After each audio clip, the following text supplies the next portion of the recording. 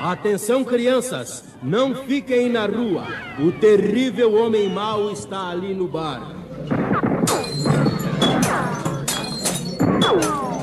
Eu sou o homem mau. Eu sou mau, mau mesmo. Vendeiro, traz cachaça com farinha para todo. E para os nossos outros amigos que estão aqui participando com a gente no garagem, é isso aí. Fale, queridão. Luizinho, agora eu vou chamar uma participação especial aqui para fazer um convite do evento também dessa semana, o dia 14. Aí? Não, é o Terrible. É que tá com essa máscara que tem que esconder a personalidade, né? Fala aí, o Terrible. Se esconder. Meu nome é Terrible.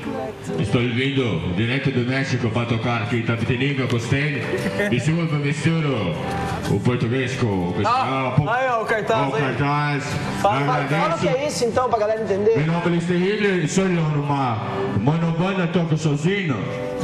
Bombo num pé, uma caixa de feira na outra, vocal e guitarra. El Coco Choque é um amigo da Argentina. Jesus and the Gropes é uma banda de Israel, de 2 pessoas.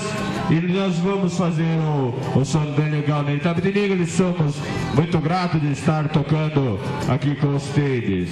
Monobanda, eles vida, monobanda, eles um tipo de masturbação musical, porque se toca sozinho, não é?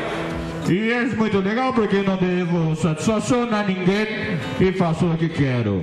Muito obrigado ao Garagem, ao Tinu, ao Luizinho, a todos os presentes, New Face, skateiros de plantão. Obrigado.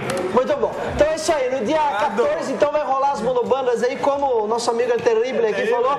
Monobanda é uma banda de uma pessoa só. Então fica lá a batera, guitarra, gaita na boca e também, né? Quiser, vai. Come pão e assobia, é isso aí. Então, se você quiser ver as monobandas em ação, dia 14 lá no Espaço do Sol, a partir das 6 da tarde. Lembrando que dia 14 é um domingo. Então, legal. E que, além da Terrible, vai ter bandas da Argentina também, bandas estrangeiras. É isso aí, todas as monobandas, como eu falei, muito bom. É isso aí, não é, Lucianinho?